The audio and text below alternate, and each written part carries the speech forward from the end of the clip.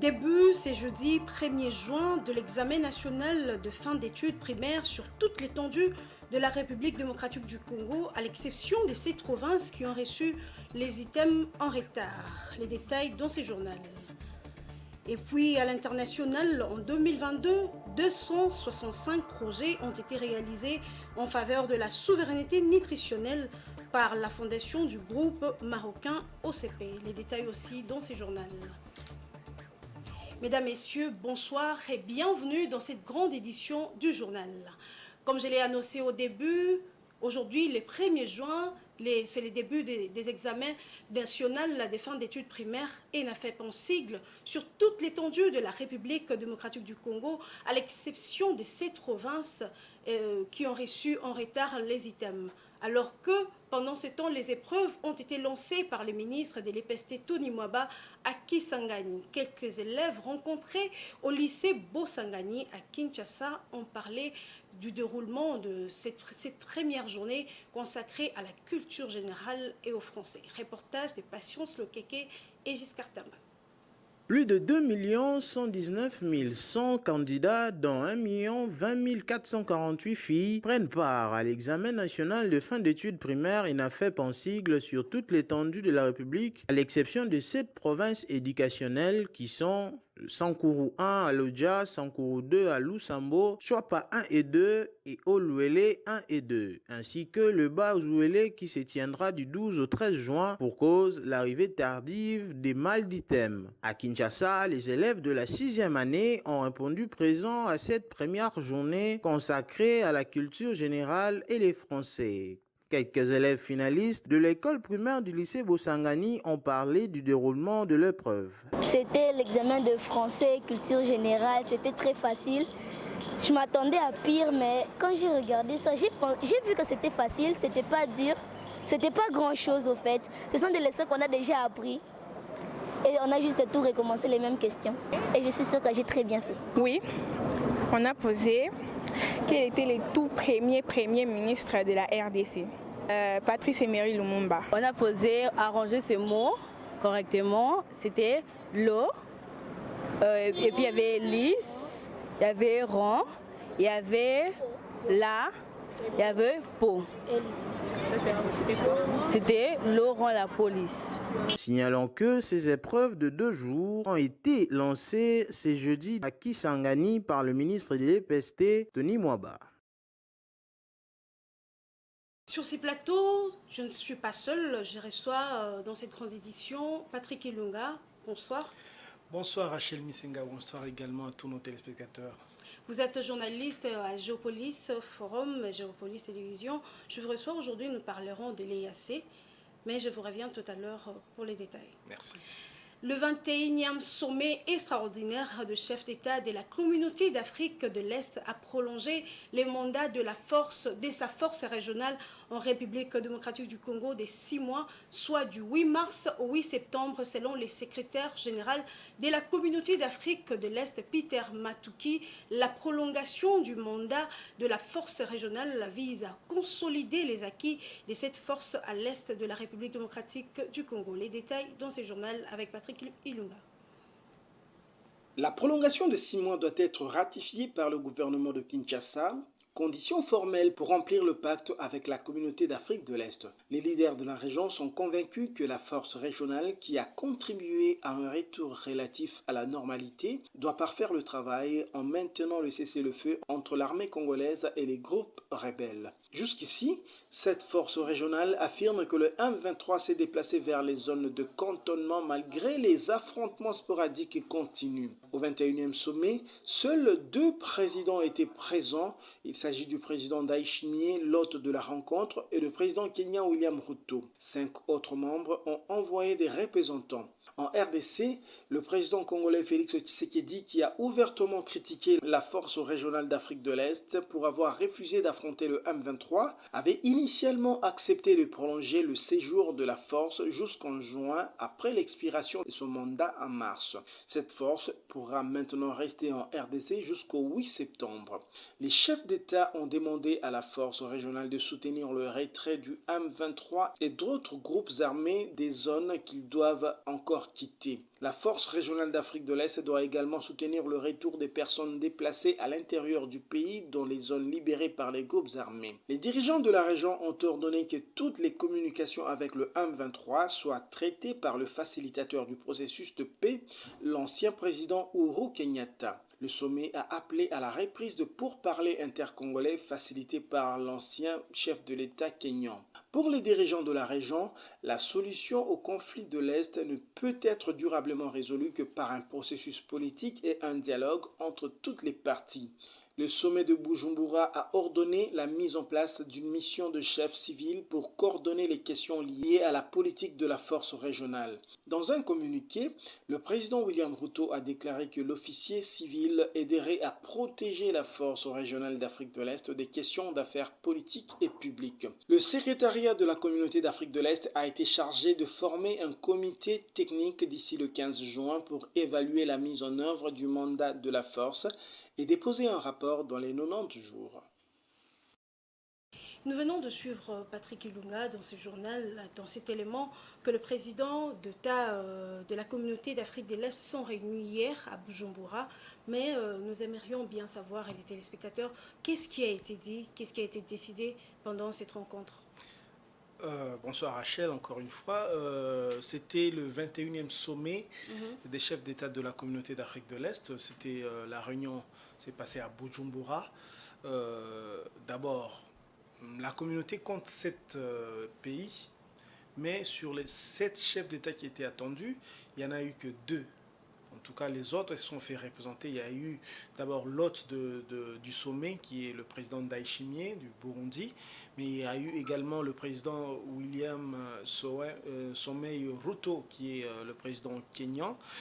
Ce qui a été décidé, la grande décision, comme vous venez de le suivre, c'est la prolongation du bail ou bien du mandat de la force régionale d'Afrique de l'Est, donc de 6 mois. Donc les 6 mois, attention, là il faut commencer à compter à partir du mois de mars, parce que c'était le premier terme, ou bien le premier mandat s'était terminé, a expiré au mois de mars. Donc à partir du mois de mars jusqu'au mois de septembre, ça fait 6 autres mois. Donc le 8 septembre, théoriquement, la force d'Afrique de l'Est est censé terminer son deuxième bail, ou bien finir avec la RDC. Je dis théoriquement, pourquoi? Parce que entre-temps, le ministre Mbusa Nyamwisi, qui est le ministre de l'intégration régionale, qui était là d'ailleurs, c'est lui qui a représenté le pays et qui a représenté le président de la République, a déclaré par la suite que, bon, entre-temps, il y aura une évaluation qui va être faite et que bon, le retrait ou bien le départ des forces de la force régionale pourrait être anticipé. Mais bon, là, c'est juste une déclaration. Est-ce que cette prolongation met d'accord tout le monde? Bon, je vais vous répondre tout à l'heure, mais permettez-moi de finir. Je disais que la déclaration du ministre Mbusa Nyamwisi, moi, je ne compte pas beaucoup parce qu'il a lui-même signé la déclaration finale qui dit que la force régionale sera prolongée de 6 mois, donc jusqu'au mois de septembre. Alors, pour savoir si ça met d'accord tout le monde, je veux dire que le communiqué final porte la signature des 7 États membres. Donc, ça veut dire que tout le monde est d'accord. C'est vrai que si on revient il y a quelques jours en avant, on dira que ce n'était pas la position de la RDC, vu que le président de la République a critiqué ouvertement et publiquement que la force régionale, bon, si le résultat n'est pas satisfaisant, donc nous allons l'accompagner à la porte. Jusqu'au mois de juin, donc nous sommes le 1er juin, donc la force était censée déjà plier bagage pour rentrer, mais actuellement je crois que les autorités congolaises se sont pliées à la volonté de la région, d'autant plus que la volonté est couchée sur un communiqué qui porte la signature de tout le monde, dont la RDC. Merci beaucoup Patrick Ilunga, je vous reviens tout à l'heure après cette information. Prorogation à 3 mois du mandat de force régionale de l'EAC à l'est de la République démocratique du Congo. La coalition Lamuka rejette cette décision. Selon elle, la force régionale de l'EAC travaille en complicité avec le Rwanda qui sème la désolation à l'est du pays. Écoutez, Prince Epenge, cadre de Lamuka, il est joint au téléphone par Patience Lekeke. La coalition Lamuka rejette avec fracas le nouveau mandat que M. Félix Tshilombo et ses amis présidents des pays de l'Est viennent d'accorder aux forces régionales de l'EAC lors du sommet de Bujumbura ce 30 mai. Lamuka rappelle que le peuple congolais a marché dans toutes les provinces contre ces forces hypocrites de l'EAC. Mais c'est Félix Tshilombo lui-même, partout où il va en Afrique, en Europe, aux États-Unis, il ne cesse de dénoncer la complicité entre les forces régionales de l'EAC et les militaires rwandais de M23. Félix a même dit que depuis que les forces de l'EAC sont arrivées à Bunagana, ils cohabitent ensemble avec les M23, elles mangent ensemble, elles prennent des photos ensemble, et que ceci trahit le mandat offensif que ces mêmes forces de l'EAC avaient pour combattre les M23. Comment expliquer qu'après l'évaluation faite le 30 mai au sommet de Bujumbura, Félix Tshisekedi accepte de donner encore 3 mois aux forces de l'EAC, accepte de proroger encore les mandats de ces forces-là qui sont devenus amis au M23 et qui continuent à endeuiller nos frères du Nord Kivu, qui continuent à tuer nos frères de l'Ituri, qui pillent nos richesses, parce qu'aujourd'hui, c'est les forces de l'EAC qui contrôlent notamment Bunagana. La coalition Lamuka dénonce la complicité de M. Félix Tshilombo. Son double langage. Quand il est à Kinshasa, Félix Tshisekedi dénonce les forces de l'EAC qui sont complices de M23, qui ne se battent pas, qui ont trahi les accords. Mais quand il est au sommet avec les présidents ougandais, burundais, kenyans, Félix Tshisekedi fait la volonté de ces gens-là. Patrick Ilunga, je vous reviens après cette information. Nous constatons qu'il y a un souci du côté de l'EAC et la République démocratique du Congo, puisqu'il y a une opinion qui dit qu'il y a complicité entre l'EAC et les M23. Qu'est-ce que vous en pensez? Voilà, avant de vous répondre tout à l'heure, on va corriger un petit peu ce qui a été dit tout à l'heure. Oui.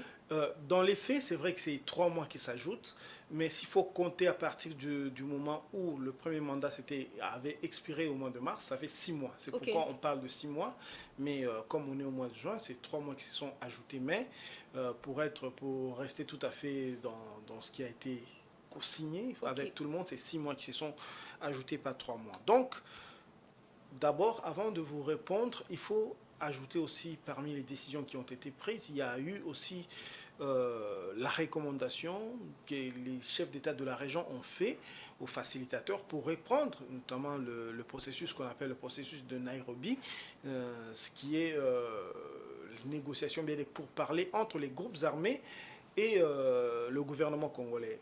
Alors, dans les groupes armés, il faut être plus précis, il ne s'agit pas de M23 parce que les autorités congolaises ont exclu le M23 de toute possibilité de négociation, en tout cas pour l'instant. Mais il y a eu une autre décision, c'est aussi accélérer déjà le cantonnement des rebelles de M23 qui vont être maintenant casés dans le camp de Rumangabo au nord Kivu. Donc voilà les décisions qui ont été prises, mais c'est pas agi simplement de l'affaire congolaise, mais il y a eu aussi des nominations de beaucoup de postes administratifs, dont je vous parle de ça parce qu'il y a eu un Congolais qui a été nommé à la Cour de justice de la communauté d'Afrique de l'Est.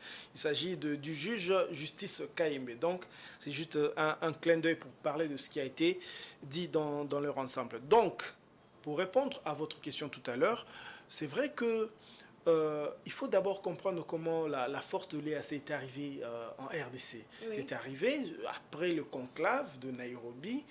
Les chefs d'État avaient décidé d'entamer d'abord le processus pacifique, le dialogue, et que les groupes armés qui se seraient montrés réfractaires au dialogue allaient subir la force de frappe, donc la force du fusil. Donc le groupe armé M23, ou bien le groupe terroriste M23, est considéré, en tout cas il n'avait pas baissé les armes tout à l'heure, il a continué à affronter les FARDC, donc il fallait combattre le M23 d'abord les FRDC, mais aussi la force régionale d'Afrique de l'Est, composée de l'armée kenyane, l'armée burundaise, l'armée de l'Ouganda et du Soudan du Sud. Donc, arrivé ici, l'agenda était clair et puis la feuille de route était claire, c'était ouvrir le feu sur le M23. Ce qui n'a pas été fait. Le M23 qui a refusé le... Ce qui n'a pas été fait. C'est ce que je suis en train de dire. Donc le M23 qui n'a pas été au dialogue en tant que tel, parce qu'ils ont été d'abord à la table de négociation, mais en même temps, ils ouvraient les hostilités.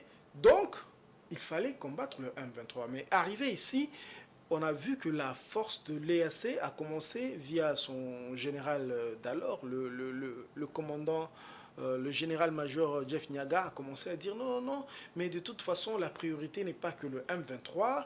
De toute façon, ici au Congo, vous avez plus de 120 groupes armés. Et puis, de toute façon, ce n'est pas la guerre qui amènera la paix.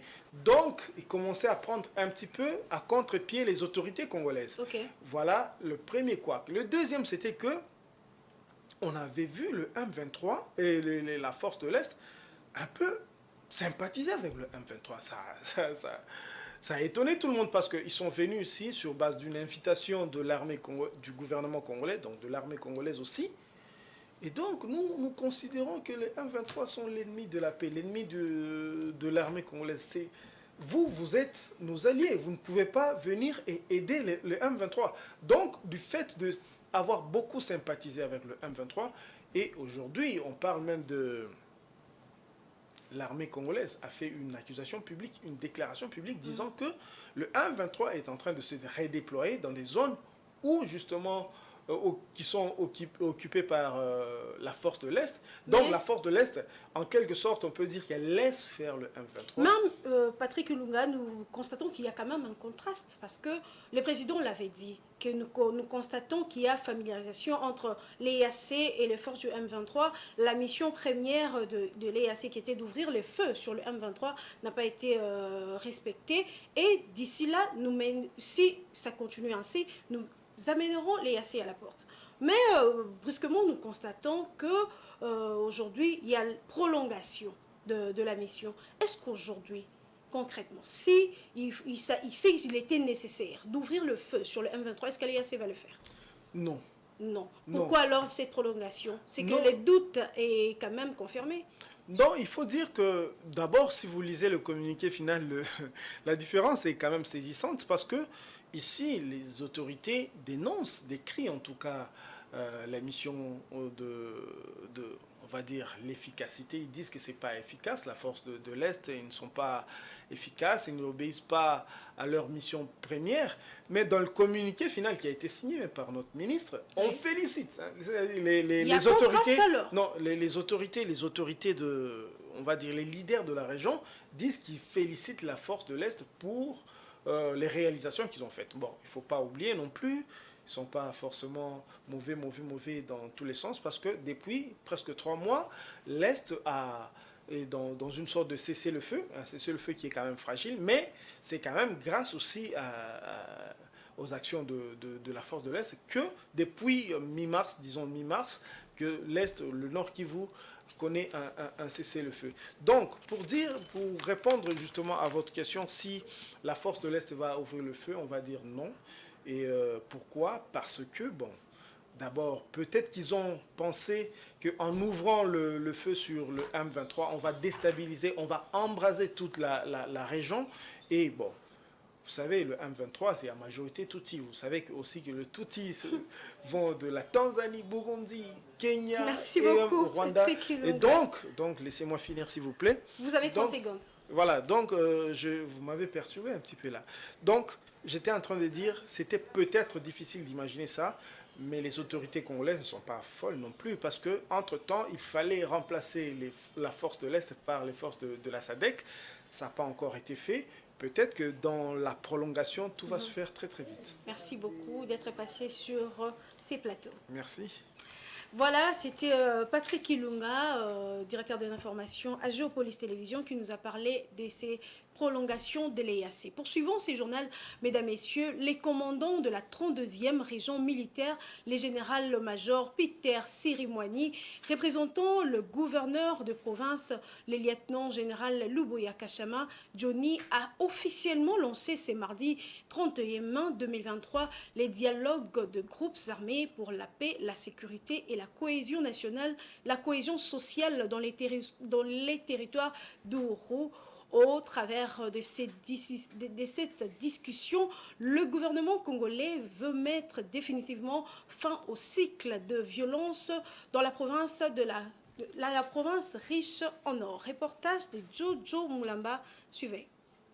Je déclare ouvertes les assises d'Arou pour les dialogues francs entre nos compatriotes qui tiennent les armes, afin que la paix revienne en Ituri. Ce au nom du commandant des opérations et gouverneur militaire de la province d'Ituri que le général-major Peter Chirimwami a lancé officiellement le dialogue de groupes armés pour la paix en Ituri. Dans son mot de circonstance, le commandant de 32e région militaire a remercié le partenaire ainsi que les groupes armés de leur engagement de tourner les chapitres de violence causés par les fils et filles d'Ituri.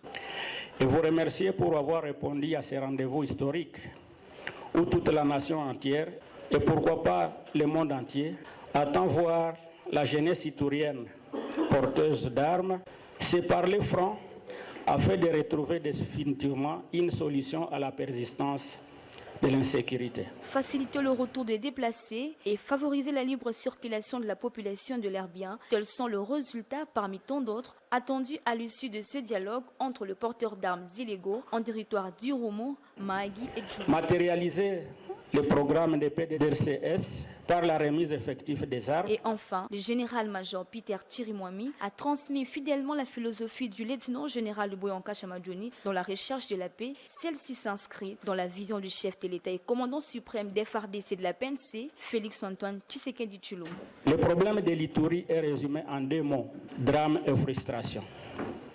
Cela veut dire qu'une communauté qui a été frustrée par une autre cherche à se venger en créant un drame. La solution donc reste le dialogue et le pardon.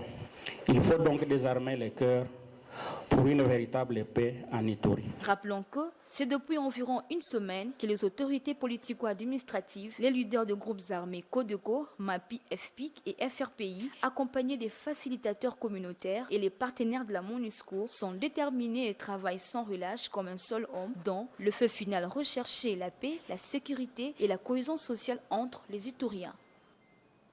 Les projets d'électrification de la cité des Teke financés par Teke Fungurume Mining, TFM en sigle, une entreprise minière située en République démocratique du Congo, prend de la vitesse. L'accès à l'énergie électrique étant au cœur de tout développement durable, TFM a lancé ces projets, une des préoccupations majeures de cette communauté. Les travaux avancent à pas des géants, l'ouvrage est déjà exécuté à plus de 70%. TFM réalise ces projets par les biais du Fonds social communautaire. Plus de détails avec Dieudonné Boinali. Les projets d'électrification de la cité de Teke, financés par Teke Fungurume Mining, TFM en sigle, une entreprise minière de classe mondiale située en République démocratique du Congo, plus précisément entre la cité de Teke et la commune rurale de Fungurume, prend de la vitesse. L'accès à l'énergie électrique étant au cœur de tout développement durable, Teke Fungurume Mining a lancé les projets d'électrification de la cité de Teke, une des préoccupations majeures de cette communauté. Les travaux avancent à pas de géant, l'ouvrage est déjà exécuté à plus de 70%. TFM réalise ainsi ses projets par les biais du Fonds social communautaire. Les projets consistent en la construction d'une sous-station électrique, l'installation et la connexion des équipements requis jusqu'à la mise en service. En outre, un transformateur de 10 MVA sera installé et des poteaux de type petit jeun seront placés sur une distance de 13 km pour les lignes moyenne tension dans les agglomérations de Tenke, New Kiamba, Joli Site, New Mitumba et New Kwatebala. Pour connecter la cité de Teke, il est prévu l'installation d'un transformateur de 500 kVA, 4 boîtes de sectionnement apparent, des poteaux pour la basse tension et 100 poteaux pour l'éclairage public. Dans un passé récent, la commune de Fungurume avait aussi été bénéficiaire d'un projet similaire d'électrification comprenant la rénovation de sa sous-station électrique, l'assainissement du réseau électrique municipal et l'aménagement de l'éclairage public, soit un investissement de près de 7,5 millions de dollars américains. Le projet d'électrification de Tenke vise à doper le développement socio-économique de la cité et de ses alentours, en particulier, et de la concession en général. Pour garantir sa durabilité, TFM vise la responsabilisation et l'appropriation communautaire. Célébration, c'est jeudi 1er juin de la Journée nationale de parents instaurée en 2012 par l'Assemblée générale des Nations unies, une journée dédiée à la reconnaissance et à l'appréciation de parents du monde entier. Qui est un parent? Quel est son rôle? L'élément des réponses avec Patience Lokeke et Giscard Tomba. Le pouvoir de parentalité des enfants heureux et pleins d'espoir, tel est le thème retenu pour la Journée mondiale des parents célébrée le 1er juin de chaque année. Une occasion de reconnaître et de célébrer ces aspects importants de la parentalité et aussi encourager les parents du monde à continuer à investir dans l'éducation, la santé et le bonheur de leurs enfants. Elle vise également à mettre en valeur le rôle essentiel des parents dans l'éducation et le développement de leurs enfants ainsi que leur contribution à la société dans son ensemble. À l'occasion de cette journée, quelques Quinois trouvés sur les rues de la capitale ont expliqué le rôle des parents. Parents a des aspects.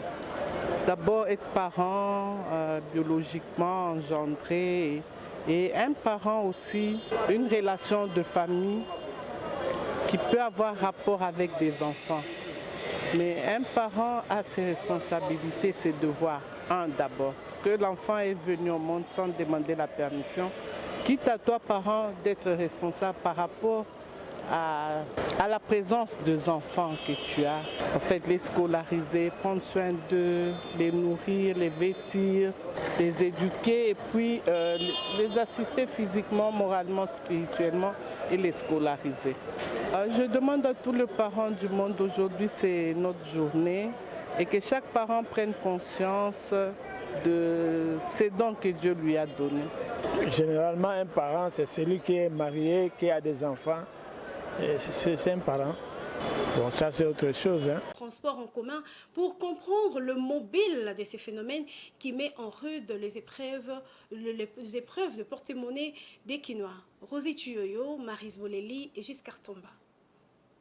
Phénomène qui existe à Kinshasa depuis près de 25 ans. Il consiste pour les conducteurs de taxi à faire la moitié de la course au prix d'un trajet complet. Le phénomène est illégal, mais il prospère sans que le pouvoir public n'y trouve à redire. Les chauffeurs taxi qui croient être dans leur bon droit justifient le recours au demi-terrain.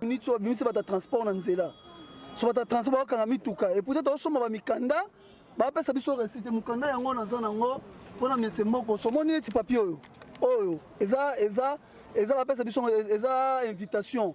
Donc sombi yango $30 oyo apambo. Eza bapesa biso quittance nango bapesa ngote.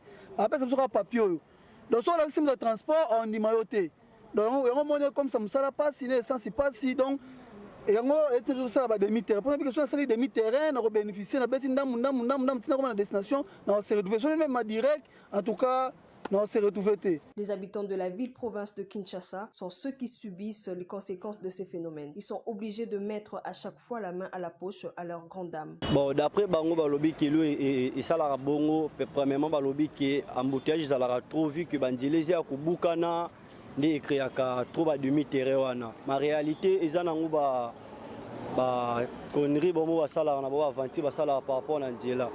Ba demi-terrain na ba sala ngo peut-être pour no luka ba mo na bango.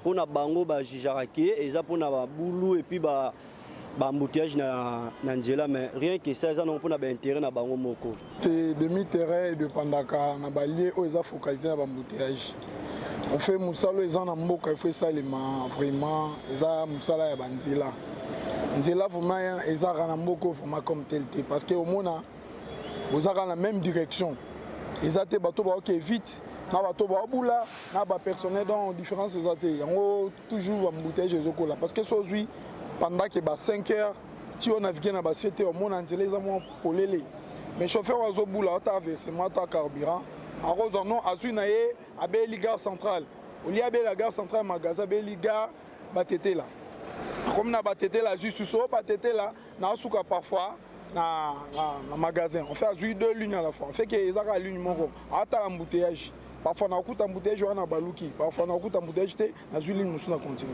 Pour une population qui vit avec moins de $2 par jour, le phénomène devient un casse-tête. Cette population s'en remet à l'autorité publique pour une solution idoine. Quelle méthode pour une planification familiale efficace? La question taraude souvent de parents. En RDC, chaque couple y va de sa méthode. Plus de 2 millions de femmes et de jeunes filles congolaises utilisent des méthodes de contraception modernes. Mais selon les experts, chaque méthode a des inconvénients. Je vous propose d'écouter le docteur Trésor Mbouyi, gynécologue à l'hôpital général de Kinshasa, qui a été interrogé à ce sujet. En matière de contraception, il y en a plusieurs. Il y a plusieurs méthodes contraceptives. Et je peux commencer d'abord par une méthode qui est naturelle, la mama. C'est une méthode naturelle où la femme doit allaiter exclusivement son enfant pendant au moins 6 mois, 8 fois par jour, de façon intensive et lui permettant de ne pas tomber enceinte. Donc c'est un peu ça. Mais à part ça, on a les dépôts Provera, ce sont des injections qu'on injecte à la femme tous les 6 mois et qui lui empêche de tomber enceinte. Mais à part ça, il y a aussi les implants qu'on place au niveau du bras de la femme qui sont des estroprogestatifs qui empêchent que la femme ne puisse pas tomber enceinte. Il y a aussi des stérilés. Les stérilés qu'on place à travers le canal vaginal et ça empêche que la femme ne puisse pas tomber enceinte. Mais à part ça, on a d'autres méthodes comme l'utilisation des préservatifs. Certes, ce n'est pas une méthode qui donne qui est efficace à 100% parce que le préservatif peut aussi se trouver et la femme peut aussi tomber enceinte. Mais il y a aussi le coït interrompu où l'homme ne doit pas éjaculer à l'intérieur du canal vaginal, il doit le faire à l'extérieur. Et il y a aussi la méthode de calendrier. Ok, voilà. Il n'y a pas une méthode qu'on peut dire que voilà, cette méthode est la plus efficace par rapport à d'autres méthodes. Ça dépend aussi de la femme, sa corpulence, tout ça. Mais la méthode naturelle qui est la mama, c'est la méthode la plus recommandée parce qu'il n'y a pas d'inconvénient. Vous comprenez? Ah mais écoutez, il y a aussi l'abstinence que j'avais oublié. L'abstinence, je sais que c'est très difficile pour déjà des gens matures, des adultes, d'aller par cette méthode-là qui est l'abstinence. Il y a aussi la méthode où on place les stérilés. Le stérilet, ça empêche que la femme ne puisse pas tomber enceinte. Il y a aussi les implants, mais les implants, maintenant, l'efficacité dure que 2 à 3 ans. Après 3 ans, ça ne sera pas efficace. Oui, c'est important, madame. Et là, on parle de planning familial. C'est important, vu nos conditions sociales qui sont difficiles, qui sont délétères, parce qu'il faut le dire, la population congolaise souffre. Et c'est pour le bien aussi des parents. C'est pour le bien des parents d'espacer les accouchements. Et ça permet même à l'enfant qui vient de naître de bien grandir dans de bonnes conditions, d'être scolarisé dans de bonnes écoles, et bien voilà, et d'être nourri aussi comme il se doit. L'actualité, c'est aussi au-delà de nos frontières.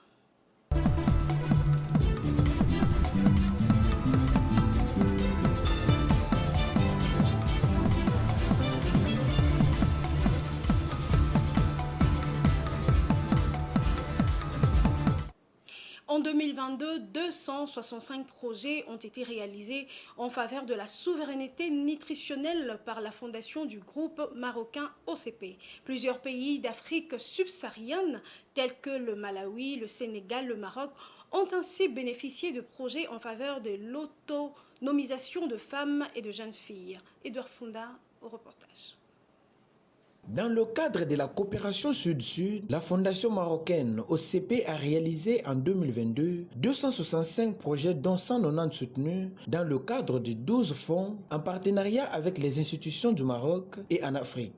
Auprès du Sénégal, la fondation OCP soutient le projet de développement durable au profit du parc national de Niokolo-Koba. Ce partenariat entamé en 2021 et déployé sur 3 ans vise une gestion efficiente des ressources naturelles et permettant aux communautés riveraines d'accéder à de nouvelles sources de revenus, réduisant progressivement la pression sur les ressources du parc. Pour favoriser la sécurité alimentaire en Afrique, en plus du soutien apporté à près de 600 nouvelles coopératives marocaines en 2022, la Fondation OCP appuie les projets pilotes au profit des coopératives féminines au Malawi. Ce projet ambitionne de faire de l'agriculture communautaire intégrée un levier de bien-être des populations. Comme le Malawi, la Fondation OCP accompagne le projet sur le reboisement communautaire et des régénérations de la biodiversité à Madagascar. Face au changement climatique, en 2022, la Fondation OCP s'est impliquée dans la formation de plus de 1000 femmes et jeunes en Afrique autour des bonnes pratiques en matière de stockage et de valorisation des cultures agricoles.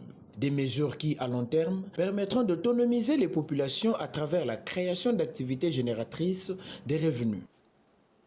La presse écrite est une autre manière de vous informer. Place à présent à la revue de presse.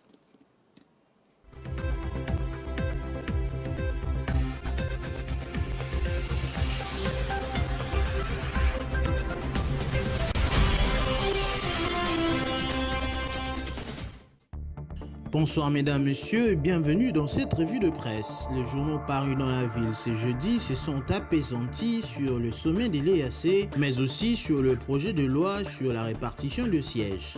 D'abord l'Avenir qui titre en sa manchette « Sommet de l'EAC au Burundi, la RDC remporte 3 victoires de suite ».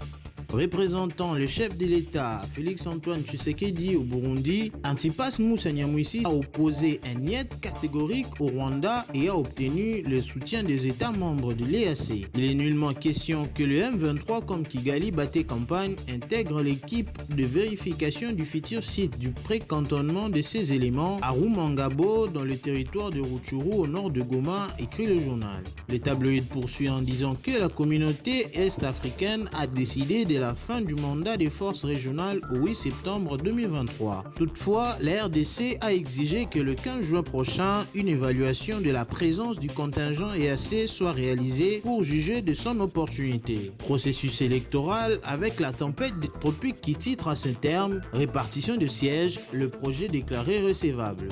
Le projet de loi portant répartition de sièges par circonscription électorale pour les élections législatives, provinciales, urbaines, municipales et locales est envoyé à la commission politique, administration et juridique de l'Assemblée nationale pour un examen approfondi. Le même registre, la prospérité titre, jugé recevable, la loi portant répartition de sièges envoyée à la PAJ. Après plusieurs interventions des députés nationaux lors du débat général, finalement, la plénière de ce mercredi 31 mai 2023 a jugé recevable le projet de loi portant répartition de sièges et l'a envoyé immédiatement à la commission PAJ de l'Assemblée nationale. Cette dernière n'a que 48 heures, soit du jeudi 1er au samedi 3 juin 2023, pour déposer les drafts revus et corrigés au bureau de l'Assemblée nationale en vue de son adoption en plénière. Et ce, avant de l'envoyer au Sénat pour une seconde lecture. Fin de cette revue de presse, au revoir.